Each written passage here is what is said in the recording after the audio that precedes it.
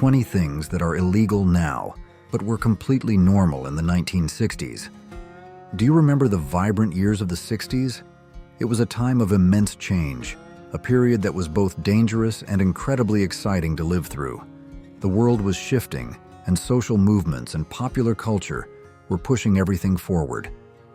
But there were some behaviors that were once considered completely normal in Western culture in the 1960s that today we would find abhorrent, illegal, or at the very least frowned upon. Let's dive into 20 things that used to be commonplace but are now a distant past. Car seats, just for keeping them still, not for safety. Back in the 60s and 70s, do you remember what long car rides in the family car felt like? Chances are, as kids, we were often allowed to freely explore the car's interior, even standing between the two front seats to gaze at the road ahead with curious eyes. At that time, the concept of a safe child car seat barely existed in many people's minds, as it wasn't mandatory. The first car seats, like those from the Bunny Bear Company in 1933, were designed with a very simple purpose: just to keep babies from being too rowdy and to let them look out the window to keep them entertained. In fact, some devices like Sears' steel travel platform in 1969 were just vinyl foam pads for kids to lie on in the back seat. Adults trusted their reflexes and good luck, not really worrying about potential dangers. It was part of that carefree freedom on the road, where kids could feel every bump and turn of the ride without being restrained. Nowadays, having the right-sized car seat is a legal requirement. These seats aren't just simple chairs. They're complex protection systems designed to shield our children from the most serious injuries. They must undergo rigorous testing and meet modern safety standards. This change reflects a deeper awareness of the importance of protecting young children. Looking back, we can see a clear contrast between the carefree freedom of yesteryear and the paramount importance of safety today. Do you feel lucky to have grown up in that era? Or do you think current regulations are absolutely necessary? Riding in the back of a pickup truck. Do you remember the feeling of wind in your hair while riding in the back of a pickup truck? It's an unforgettable experience, especially in rural areas. When large families or work crews needed convenient transportation, the back of a pickup truck suddenly became a mobile bus. Kids saw it as an exhilarating adventure, feeling a sense of freedom and connection with nature as the truck rolled down the road. Adults weren't too worried about falling out, as they trusted in the balance and common sense of those riding along. It wasn't just a mode of transport, it was a symbol of freedom on four wheels, of spontaneous trips where everyone could share joyful moments under the wide open sky. It was as if no law could curb that spirit of freedom. Today, that image has almost completely vanished from American roads. Most states now prohibit passengers from riding in the cargo bed of pickup trucks for safety reasons. If caught, you could face a fine. The reason is simple. Pickup truck beds aren't designed for passengers, and riding there offers no protection in case of an accident. Dropside cribs. You surely remember dropside cribs, a nursery item that seemed incredibly convenient and indispensable for every family with young children. This design allowed parents to easily pick up and put down babies without much bending, which was especially helpful when the baby was sound asleep.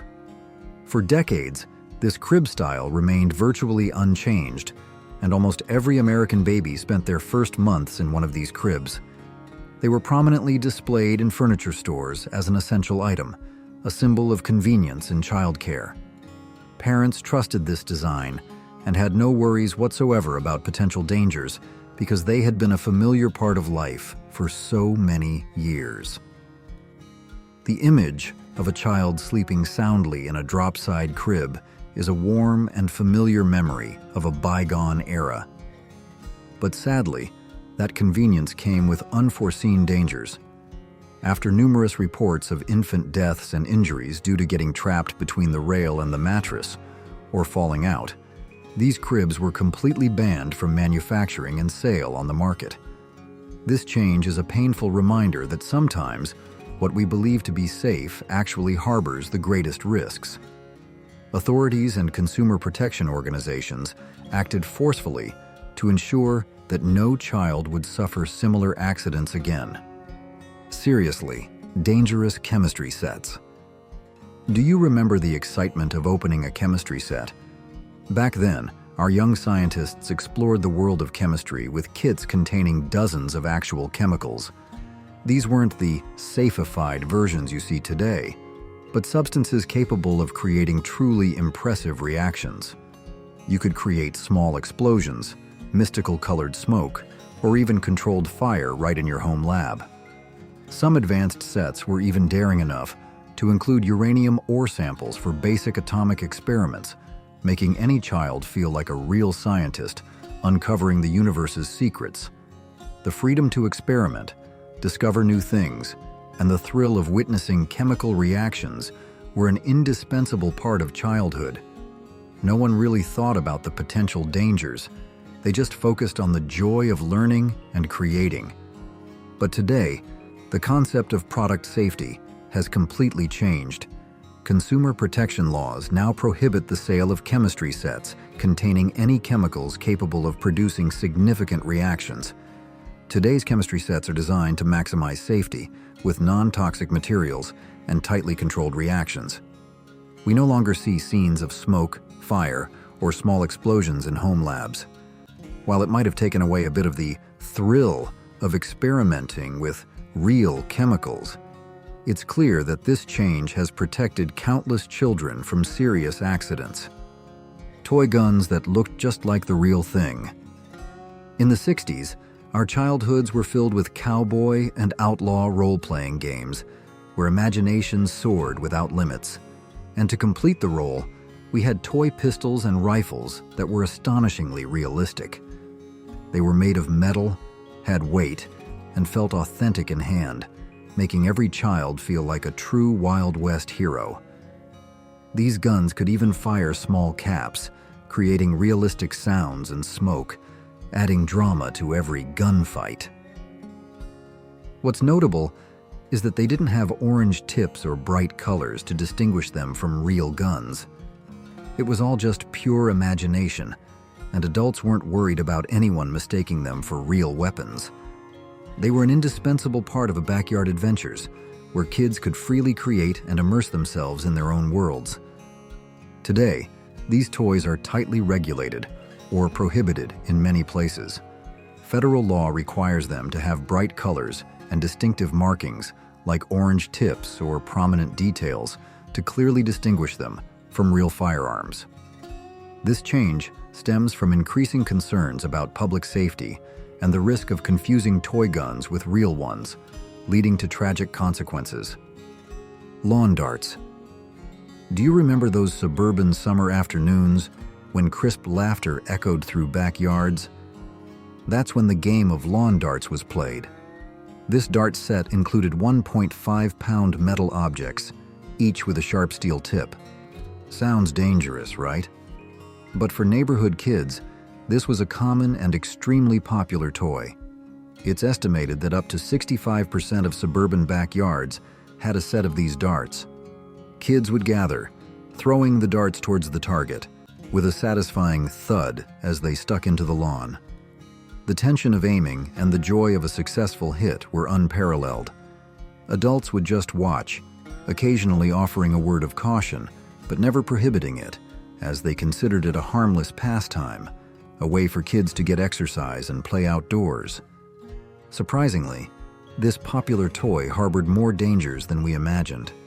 Consumer safety records eventually documented enough serious injuries, from deep cuts to head trauma, to demand the complete removal of lawn darts from the market. The government and consumer protection organizations realized that toys with such high potential for harm should not be allowed to circulate. While some might recall fond memories of lawn darts, it's clear that this ban has protected countless children from unnecessary accidents. Unsupervised all-day outdoor play.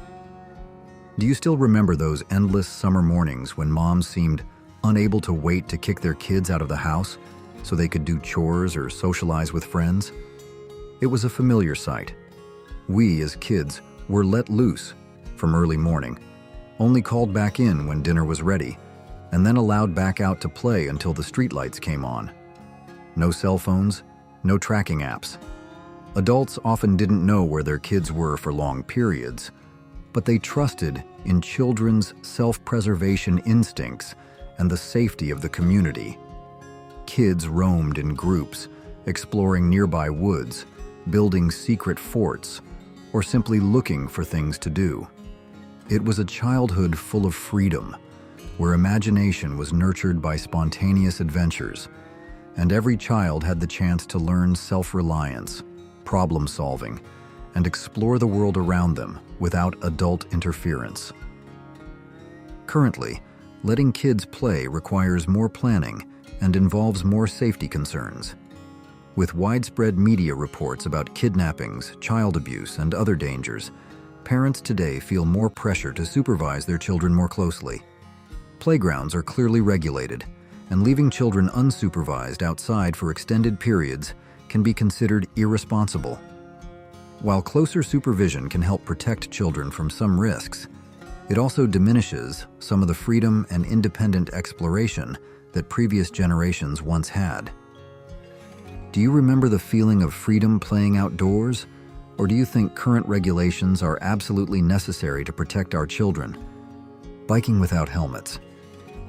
Do you remember one of your first milestones growing up? It was the day your dad taught you how to ride a bike. It was a rite of passage where you learned to balance, pedal, and of course, face those inevitable falls. Parents expected you to fall and made you get back up without complaining about scraped knees and elbows. Those were the medals of childhood, proof of endless hours of fun. But what's remarkable is that no one thought about wearing a helmet, not even our crazy older brothers who rode motorcycles. Helmets simply didn't exist in our cycling vocabulary. We felt free, with the wind in our hair and the wide world waiting.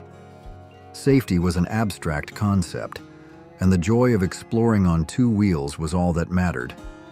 Today, wearing a helmet while cycling is often a mandatory regulation in many places. Traffic safety awareness campaigns have highlighted the importance of head protection, especially for children. Modern parents ensure their children wear helmets before riding out, and non-compliance can lead to fines or strict warnings from the police. This change demonstrates progress in safety and health awareness.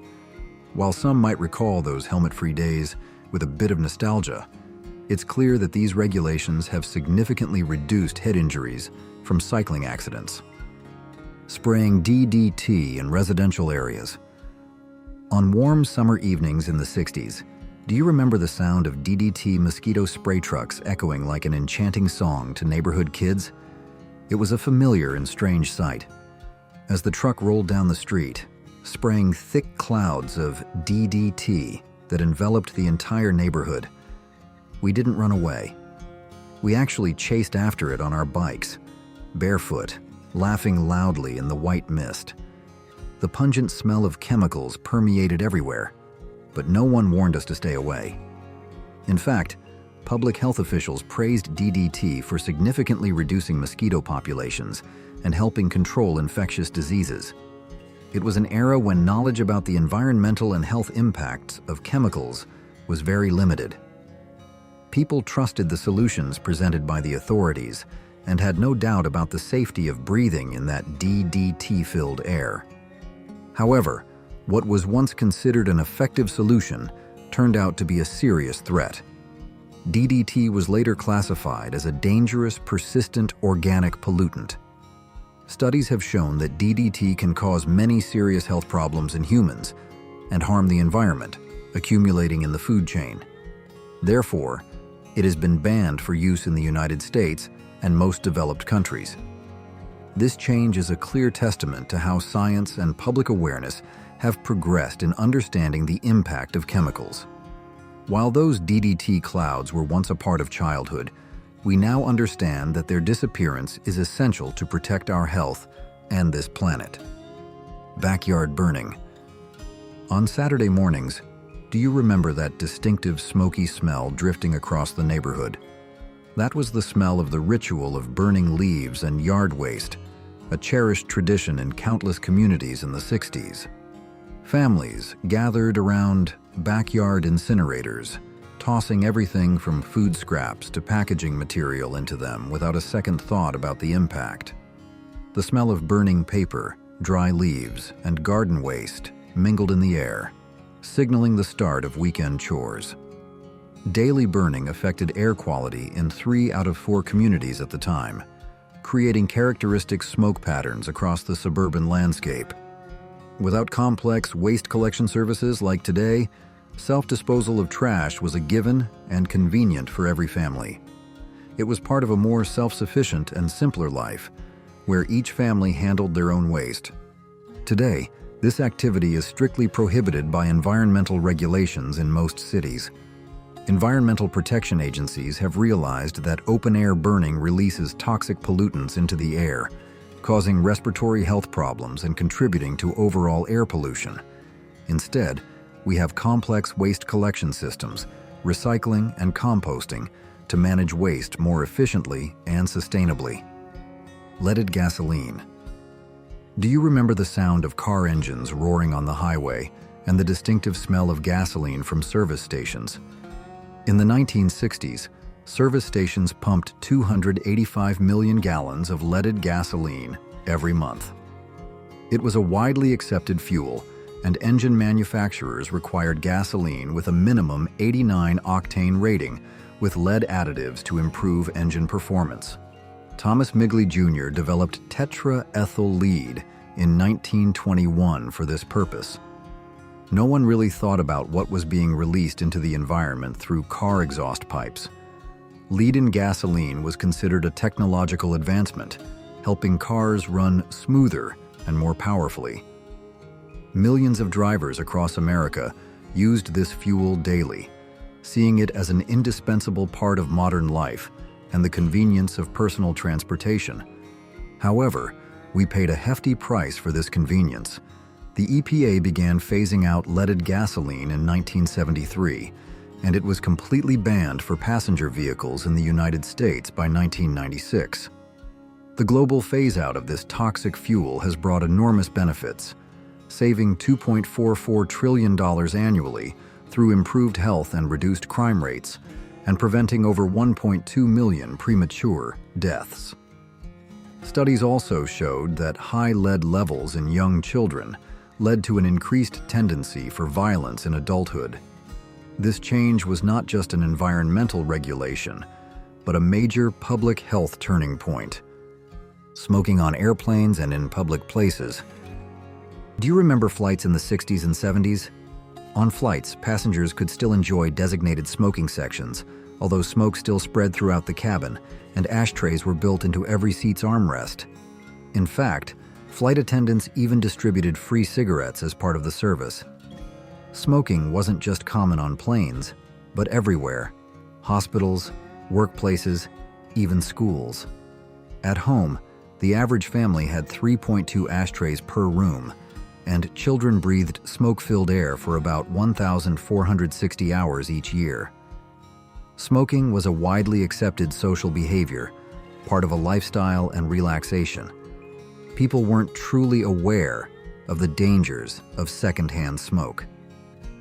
It was a familiar sight, a distinctive smell of the era, which today is hard for us to imagine. Today, everything has completely changed. Smoking was banned on domestic flights starting in 1990 and all international flights by 2000. Most countries have banned smoking in indoor public places. This change is the result of scientific studies concluding the serious harm of secondhand smoke in 1986, which shifted public perception of the risks. Public health campaigns have successfully raised health awareness, transforming smoking from an accepted behavior to a restricted one. While some might remember those days of freedom, it's clear that banning smoking in public places has significantly improved the health of millions. Using mercury thermometers and toys. Do you remember when you were sick, your parents would often use a glass thermometer with a shimmering mercury column to take your temperature? Mercury wasn't just in thermometers.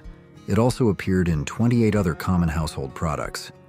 In school science labs, We regularly performed experiments with significant amounts of pure mercury, watching this metallic liquid roll around on the tabletop, completely unaware of its hidden dangers. The dental industry also heavily relied on mercury-based fillings. Mercury was considered a useful material, a part of daily life and scientific education. The feeling of holding a heavy thermometer or seeing mercury beads roll around in toys is a distinctive memory of an era when we weren't fully aware of its harm. But then, the truth about mercury's toxicity was revealed. Federal restrictions on mercury products went into effect in 1974, leading to a significant 80% reduction in household mercury exposure by 1976. Mercury thermometers have been replaced by electronic thermometers, and other mercury-containing products have also gradually disappeared from the market. The dental industry also sought safer alternative materials. This change is a significant step forward in protecting public health, especially children, from the risk of mercury poisoning. Drinking from the garden hose. Do you remember those hot summer afternoons when you were tired from playing outside and how you quenched your thirst? Bottled water wasn't a common thing back then. Instead, the garden hose, whether yours or a neighbor's, was the quickest and most convenient water source. We just bent down, turned on the spigot, and drank cool gulps of water, without worrying about the source or quality. It was an incredibly natural and normal gesture, part of the freedom and simplicity of childhood. Even if the hose was a bit old or rusty, we still trusted that the water from it was safe to drink. The feeling of cold water rushing down your throat after hours of running around in the sun is an unforgettable memory, a symbol of those carefree days. But later, it was discovered that unsafe lead levels could pass through hoses and brass spigots, especially in old plumbing. Public drinking fountains were also identified as health hazards due to lead contamination and bacteria. With the advent of bottled water and increasing awareness of water quality, the habit of drinking directly from garden hoses gradually disappeared. Regulations on clean drinking water have become stricter, ensuring that the water we use daily is safe. Do you remember the last time you drank from a garden hose? And do you believe bottled water is a better alternative? Drinking alcohol at 18. In the 1960s, turning 18 didn't just mean you were an adult. It also meant you could drink beer without anyone batting an eye. It was a significant milestone, a door opening to a world of independence and freedom. College freshmen could legally buy beer to celebrate their newfound independence, and enjoying alcoholic beverages with friends was an indispensable part of student life. There wasn't much supervision or concern about alcohol abuse at this age. Drinking at 18 was considered a natural part of the transition from adolescence to adulthood. Bars and liquor stores didn't check IDs as strictly as they do now, and going out at night with friends without many barriers was completely normal. However, everything has changed. The legal drinking age was raised to 21 nationwide in 1984. This decision was made to reduce alcohol-related traffic accidents among young people and other public health issues. While there have been debates about the effectiveness of raising the drinking age, it's clear that this regulation has significantly changed drinking culture in the United States. Now, purchasing or consuming alcoholic beverages under 21 is illegal and can lead to serious legal consequences. Open containers while driving. Can you believe it? There was a time when enjoying a cold beer while driving on the highway in summer was unquestioned in most states. It was not an uncommon sight. Drive-through liquor stores served drivers who wanted a refreshing drink without leaving their cars, and police would usually only pull you over if you were clearly intoxicated. There were no strict regulations prohibiting open containers of alcohol in the car, and drivers could freely enjoy a drink while driving. This was considered part of personal freedom on the road, where people could do what they wanted as long as they weren't causing clear danger. The faint smell of beer in the car, along with lively conversations, was part of those long, memorable road trips. Today, this is completely prohibited. All 50 states have now passed open container laws, prohibiting any alcoholic beverages within reach of the driver. These laws were enacted to reduce drunk driving accidents, protecting the lives of drivers and other road users. Violating this regulation can lead to fines, license suspension, or even imprisonment. This change reflects a growing awareness of driving responsibility and the importance of maintaining sobriety while operating a vehicle. While drinking beer while driving was once a symbol of freedom, now, road safety is paramount. Bringing rifles to school. In rural America, you might have seen a sight that would be shocking today. Students often arrived at school with hunting rifles secured in gun racks on their pickup trucks. They did it naturally, ready to go hunting after school, because hunting was a significant part of life and culture in many communities. Even more remarkably, many high schools had shooting clubs where students were taught proper gun handling techniques and marksmanship. This reflected the cultural importance of hunting in many rural communities, where this skill was passed down from generation to generation. Bringing guns to school was not considered a threat, but a normal behavior, part of the educational process and life skill training. But today, the situation has completely changed. Zero-tolerance gun policies have criminalized what was once considered normal and educational. Following a series of school shootings and gun violence incidents, schools and governments have adopted extremely strict regulations regarding bringing weapons onto school grounds. Bringing any gun, even a hunting rifle, to school is absolutely prohibited and can lead to serious legal consequences. This change reflects society's increasing anxiety about school safety and gun violence. Unrestricted movie content. In the 60s, do you remember how easy it was to go to the movies? There was no complex rating system or content warnings like today. Hollywood enjoyed unprecedented creative freedom, and films were produced without worrying about how they would be rated. Films like Bonnie and Clyde or Rosemary's Baby contained graphic violence, strong language, and adult themes, but there were no standardized rating restrictions to prevent children from seeing them. Parents relied on their own judgment rather than external ratings to decide whether their children should see a movie. It was an era where the line between adult and children's content was quite blurry. Families could watch a movie together, and exposure to adult themes was part of growing up. The MPAA, Motion Picture Association of America, rating system was soon established to address this issue, with legal enforcement prohibiting minors from viewing certain types of films, e.g., R or NC-17 movies. This system has become an indispensable part of the film industry. Ratings like G, PG, PG-13, R, NC-17 provide parents with clear information about movie content, helping them make appropriate decisions for their children. Hitchhiking. Do you remember the image of nomads, adventurous youths, or even children standing by the road, thumb out, asking for a ride? Hitchhiking was a common and widely accepted mode of transportation. People in the 60s didn't worry about the frightening things that make many people today thumb down this practice. Youth, hippies, and nomads often hitchhiked long distances, exploring the country and meeting new people. Children also used their thumbs to hitch free rides to school or to run away from home, or simply for entertainment and to meet new people. It was a way to save money, to experience life, and to feel the trust between people. A spontaneous adventure, where you never knew who you'd meet or where you'd end up, was part of the appeal. Today, safety concerns have made hitchhiking an unadvised and even dangerous practice.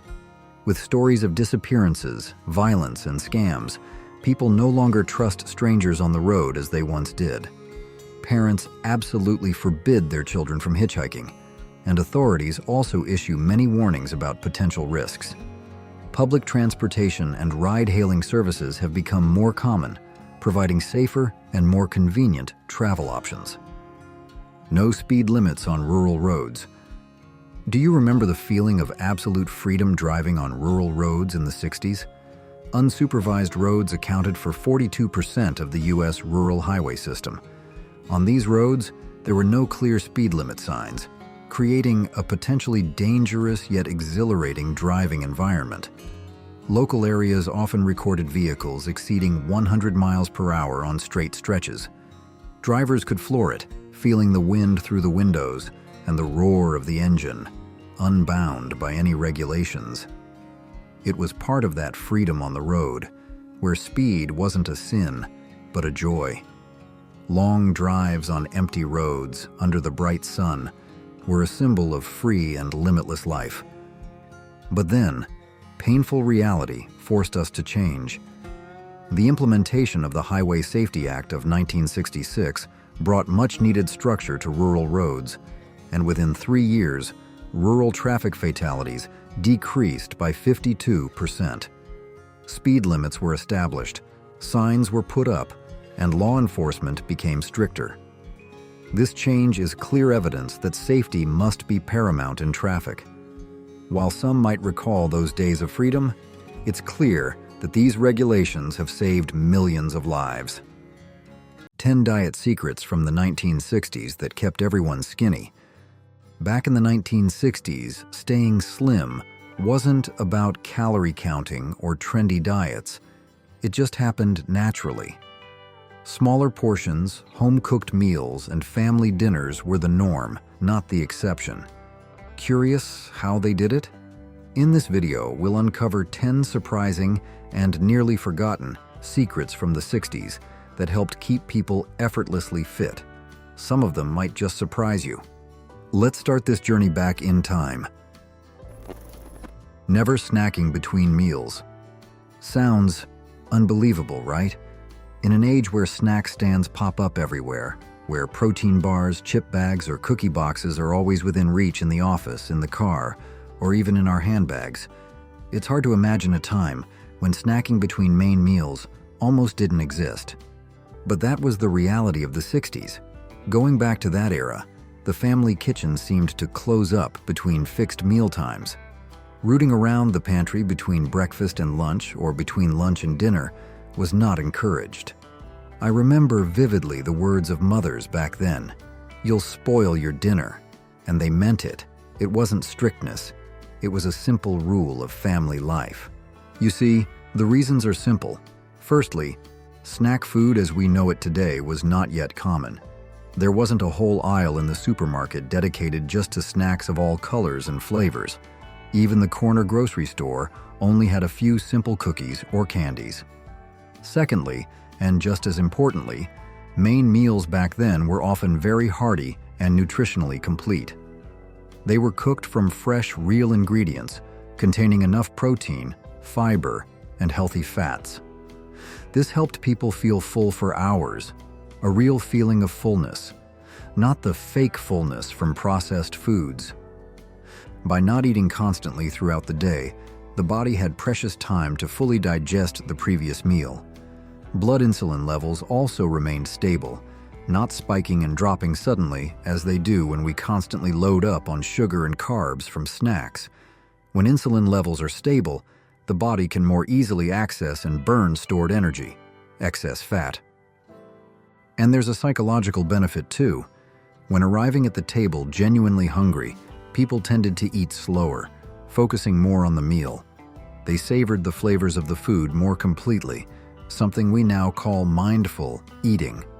Eating slowly not only helps with digestion, but also gives the brain time to recognize satiety signals, thus naturally maintaining weight without needing to consciously count calories or restrict. Just one simple habit, no snacking between meals, but it created a natural break for the digestive system and metabolism, something that in today's busy, food-filled world, we easily overlook. Portion sizes were much, much smaller. The next thing might surprise many of you the most, especially when compared to the supersize culture of modern restaurants. In the 60s, Portion sizes were much smaller than they are now. Try to imagine, a burger you bought at a diner was only the size of your palm, not the kind as big as a small flying saucer or our normal dinner plate today. How about a large soda? It was only a mere 8 ounces.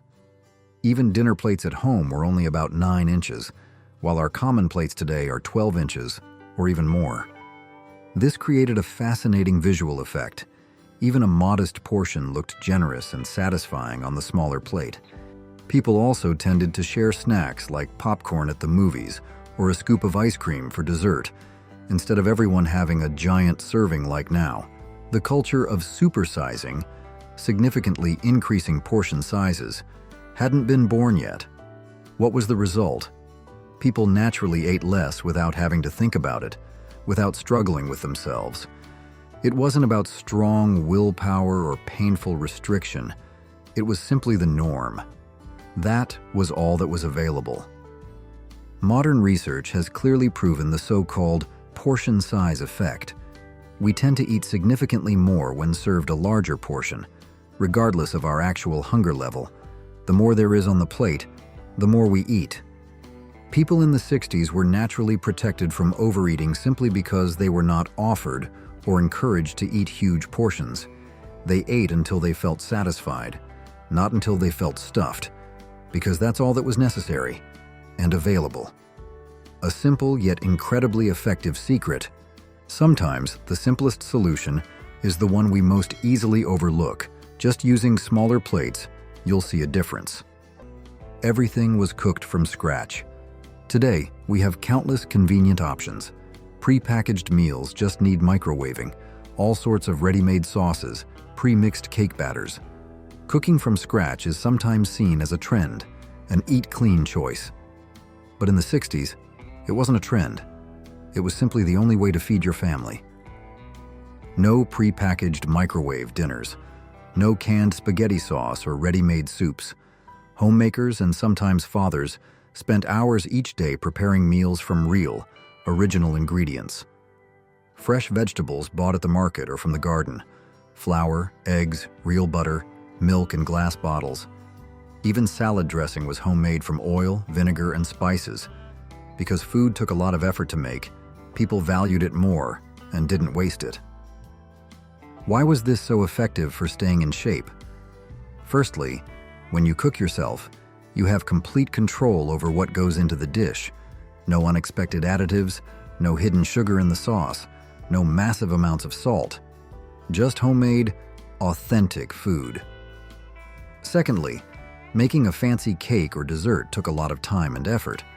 So it wasn't something you made and ate every week, but usually only for special occasions. This automatically limited the frequency of consuming sweets and calorie-rich, but nutrient-poor foods. Cooking from scratch meant you ate less processed food. Homemade portions tended to be smaller because you controlled the amount made. And most importantly, these meals truly filled you up. When food tasted real, came from real ingredients, and the body received necessary nutrients, you needed to eat less to feel satisfied, and you naturally ate less. It might have been slower, required more time, but that care and effort helped keep waistlines slim naturally. Perhaps in our too-fast life today, we should spend a little more time reconnecting with the source of our food. Cooking isn't just about filling the stomach, it's also about taking care of ourselves and our families. Sugar was an occasional treat. If you stepped into a 60s household, you'd see sugar and sweets held a very different place compared to our world today. It wasn't a default ingredient in every dish, every drink. Sugar was special. It was strictly controlled. It was only for special occasions. Kids back then didn't have unlimited access to candy, cookies, or soda, and dessert wasn't a nightly event after dinner. A slice of birthday cake or a small scoop of ice cream felt truly exciting and anticipated precisely because it didn't happen often. Even foods we consider sweet today, like breakfast cereal, were much less sugary in the 60s, and the sweeter options were considered a rare indulgence. Soda only came in tiny 6.5-ounce bottles, and sugar came from very obvious sources: a small spoon of sugar in coffee, a homemade cookie, a slice of cake. It wasn't subtly hidden in bottled salad dressing, in industrial bread, or in thousands of processed foods like today. Keeping sugar as a rarity meant people enjoyed it more, and paradoxically, they craved it less. When you're not constantly stimulating your taste buds with sugar, your taste buds remain sensitive to natural sweetness. Foods that we find bland today, like an apple or a simple bowl of cereal, tasted perfectly sweet and satisfying to the less sugar-accustomed palate of the 60s. The absence of hidden sugar in processed foods made a huge difference for health and weight.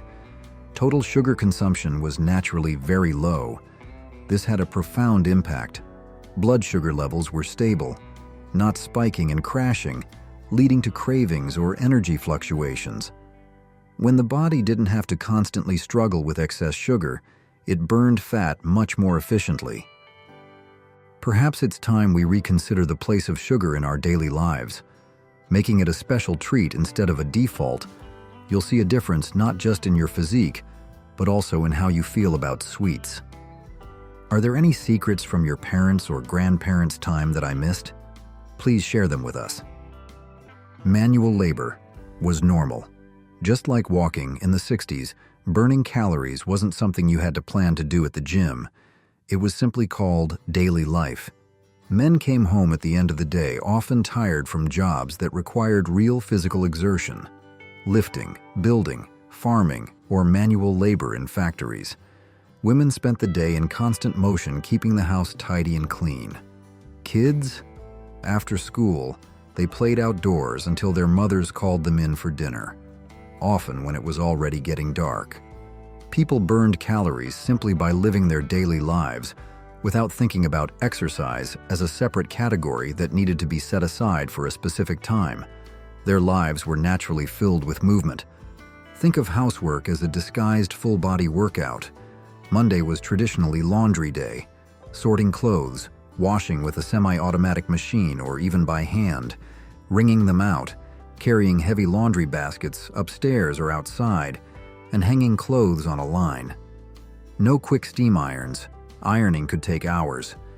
Cleaning the house meant kneeling to wash floors by hand or with a traditional mop, reaching high corners to dust, and pushing a heavy vacuum cleaner around. It's estimated that a typical 60s homemaker could burn over 1,000 more calories per day than her modern counterpart, just by performing daily household tasks. It's like running a long distance, but it was distributed throughout the day in natural activities. Children's lives were also very different. After school was time spent in the outside world. Bikes were the main way to get to friends' houses or explore the neighborhood. Games like hide and seek, tag, jumping rope, playing baseball, all required running, climbing, constant movement. In short, movement wasn't something stressful, boring, or forced. It was woven into life, into work, into fun, into daily commuting. This kept the metabolism constantly active, helping maintain physique naturally. Perhaps the lesson here isn't to go back to hand-washing clothes, but to find ways to integrate more natural movement into our modern lives. Do you have any memorable stories about family dinners without TV? Or about foods, desserts, that only appeared on special occasions, making you eagerly anticipate them? Feel free to share. People walked everywhere. Today, we plan our workouts. We drive to the gym, wear professional workout gear, and track every step, every calorie burned with high-tech wearables. But back in the 60s, walking wasn't called exercise. It was simply part of life. That's right. No one wore step trackers. They just moved because life required it. Kids walked or biked to school every day, regardless of the weather. Adults walked to the grocery store to pick up a few items needed for dinner, walked over to a neighbor's house to chat, or walked to the bus stop. But it wasn't just walking. Even daily household chores were significant physical activities. No automatic dishwashers. Women burned calories just by washing dishes 3 times a day. No convenient clothes dryers. You had to hand wash, wring out, and carry heavy clothes to hang outside. No remote controls for the TV. You had to get up to change the channel. No automatic garage doors. Men mowed the lawn with manual push mowers that required effort. They fixed things around the house with basic tools that demanded physical movement. Shopping also required more walking to move between stores or carry purchases. All these activities weren't strenuous, not high-intensity workouts. It was gentle, continuous movement throughout the day. This is what modern fitness experts call NEAT, non-exercise activity thermogenesis, heat generation from activities other than planned exercise. They consider it an ideal factor for maintaining weight and metabolic health. Living in the 60s meant you naturally moved more without thinking about it. Staying in shape didn't require special workouts. It came naturally through daily tasks that kept the body moving. In today's sedentary world, adding a little more movement to our daily schedule, even just walking a bit further or doing a few chores ourselves, can make an incredible difference. Do you remember any of these habits? Let me know in the comments below. Family dinner was sacred. In the 60s, dinner wasn't just a meal. It was a daily ritual, a fixed event. Like clockwork, around 6 p.m., the whole family would gather around the table. This was family time. No TV on, no phones for distraction. They simply didn't exist. Just real conversations and home-cooked food. The table was set carefully, maybe even with a nice tablecloth. Everyone sat in their assigned seats, used their plates and utensils properly. The meal happened slowly and meaningfully, not rushed to get to the next thing. This naturally encouraged mindful eating. You paid attention to the food, paid attention to the people around you. You weren't rushing to gobble down dinner while glued to a phone or TV screen. Instead, you talked with your parents, siblings, listened to their day's stories. You ate at a comfortable pace, allowing the body enough time to process the food and, most importantly, to recognize signals of fullness. Portions were served reasonably on the plate. Often, only 1 or 2 servings were placed on the table, and if someone wanted more, they would ask for seconds, rather than filling their plate from the start. This habit helped regulate hunger and taught people to appreciate their food. It fostered a healthy relationship with food, without the stress of counting calories or worrying about a harsh diet. In a world where eating times are often fragmented by work or entertainment, dedicating a specific undisturbed time for family dinner is truly a valuable secret for health and connection. Eating on a fixed schedule. In the 60s, looking at the clock had a very different meaning when it came to meals. Breakfast at 7 a.m., lunch at noon, and dinner around 6 p.m. It was like clockwork. These weren't suggestions or flexible times. It was a fixed schedule. The day started with breakfast, and most people ate it. There was no skipping breakfast because you were in a hurry. Lunch happened at noon, no matter where you were, at work, at school, or at home. The whole world seemed to stop for lunch, and everyone participated in this ritual. And here's the most important key point. Between these meals, there was almost nothing. The family kitchen was closed. Offices didn't have snack rooms or vending machines full of candy and treats. You ate at mealtime, period. This fixed eating schedule did something amazing for the body's metabolism. Your body knew when food would arrive and was ready to process it. Insulin sensitivity was maintained at a high level, which is crucial for blood sugar control and weight management. It also eliminated what's called decision fatigue about what or when to eat. You didn't have to think about whether you were hungry or if you should snack. The meal was an event with a clear beginning and end. This created natural fasting periods between meals, a concept we now know is incredibly important for metabolic health, also known as intermittent fasting. When you knew for sure that dinner would be at 6 o'clock, you weren't likely to mindlessly snack at 5:30 p.m. anymore. Your body developed a circadian rhythm related to eating, which helped optimize digestion, absorption, and energy burning. Structure sometimes brings freedom. freedom from sudden cravings, freedom from the confusion of when to eat. A simple, surprisingly effective schedule. Fresh food was the only option. If you had a time machine and stepped into a grocery store in the 60s, you'd be surprised. Surprised by what wasn't there, as well as what was. You wouldn't find massive frozen food aisles filled with ready-made meals, frozen pizzas, or all sorts of ice cream. You also wouldn't see long rows of convenient packaged foods. Instead, you'd find real food, the kind that spoils if you don't use it quickly. The produce section was entirely seasonal and local. You'd buy strawberries in June when they were ripe, and apples in the fall. You couldn't buy asparagus in December just because you craved it. This wasn't scarcity. It was normal and natural. Food was harvested when fully ripe and traveled a short distance to the consumer. Tomatoes tasted like real tomatoes, sweet and juicy. You had to shop a few times a week because fresh food didn't last as long as processed or frozen goods. The butcher shop was where you bought meat, not prepackaged in industrial plastic wrap. You talked to the butcher, who might know your name, and he'd cut the piece of meat just as you requested. Produce sometimes still had dirt on it. Milk came in glass bottles delivered to your door by the milkman. Butter was real butter, not processed vegetable spreads with dozens of strange ingredients. The key is that this fresh food was naturally much more filling and nutritious. A real potato, cooked with its fibrous skin, will keep you full much longer than packaged instant mashed potatoes. Fresh vegetables had more vitamins, minerals, and antioxidants than frozen or canned veggies. Bread made from whole grains had a heaviness and density. You couldn't eat 6 slices without realizing you were full.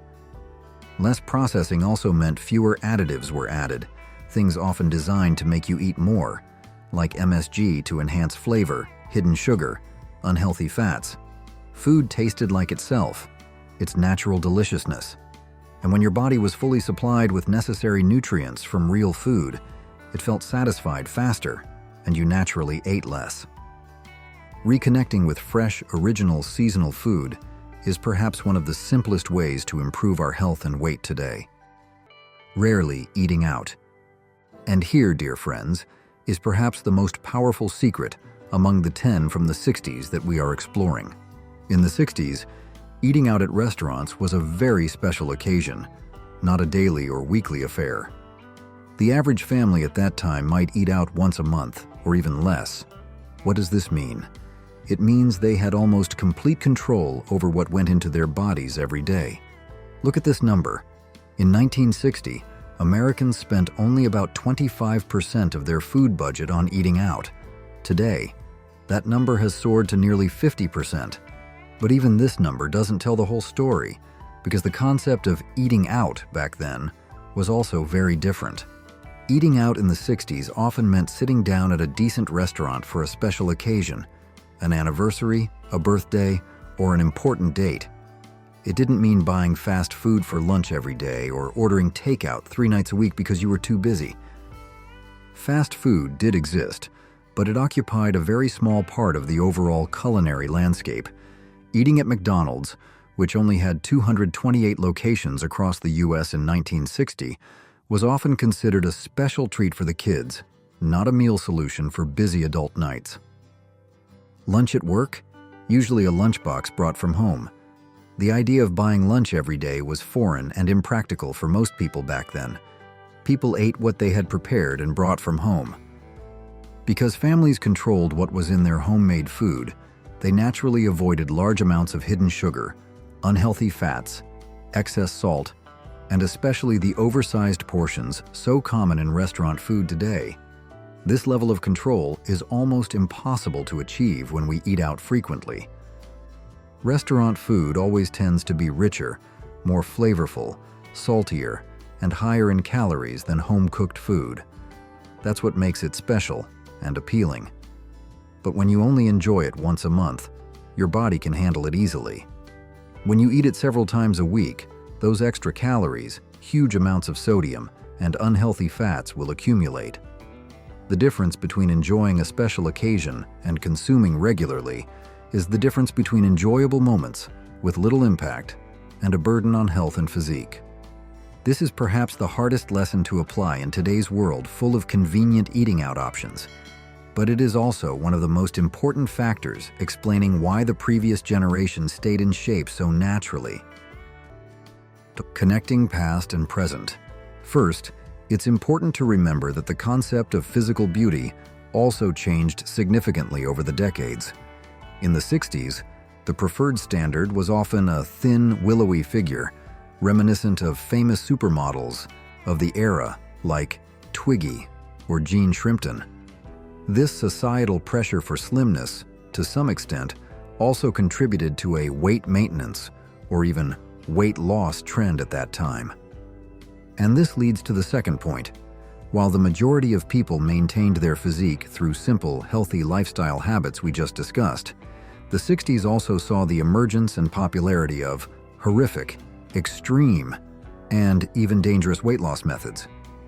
We had classic diets like the cabbage soup diet, promising rapid weight loss but incredibly monotonous, nutrient deficient, and unsustainable.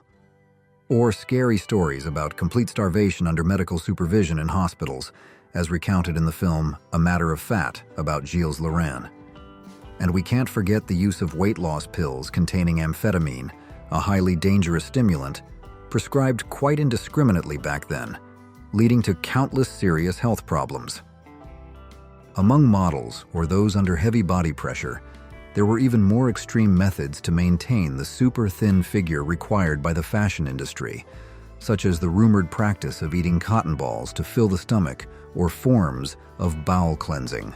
While healthy habits helped many people maintain weight, the pressure regarding physique and the search for quick weight loss miracles emerged early and sometimes led to sad consequences, completely different from the sustainable lifestyles we just explored. Finally, it's interesting to note that looking back, we can see many eating principles and lifestyle habits of the 60s have surprisingly similar aspects to popular dieting or healthy lifestyle trends today, just with different names. Eating on a fixed schedule with long breaks between main meals is very similar to the principles of intermittent fasting. Cooking from scratch with fresh, simple ingredients, avoiding processed foods, is the core of the Eat Clean movement. And limiting sugar consumption, focusing on whole foods, is somewhat comparable to low-carb or even keto diets. However, there is a core difference. People in the 60s did all of that naturally. They didn't do it because they were dieting. They did it because it was the way of life, the culture, the available conditions. These habits were woven into the daily rhythm, not a temporary program or a goal requiring extraordinary effort to achieve. Understanding these points helps us get a fuller picture of the 60s physique secret. It was a combination of naturally healthy lifestyle with societal pressures and extreme methods that coexisted. No magic, no miracle pill, no harsh workouts, as we understand them today. Just simple, practical choices, repeated every day, woven into the structure of life. These habits helped keep waistlines trim and bodies healthy naturally. These stories remind us that sometimes the answer to the most complex challenges of modern life, like maintaining weight or living healthy, lies in going back to the basics, the fundamental principles that existed long before everything became so noisy and complicated. Thank you for joining us on this exciting journey down memory lane. What from the 60s do you remember most fondly? Let us know in the comments below. If you enjoyed this video, don't forget to like, subscribe, and share Who Remembers with your friends who also grew up in the 60s. See you next time.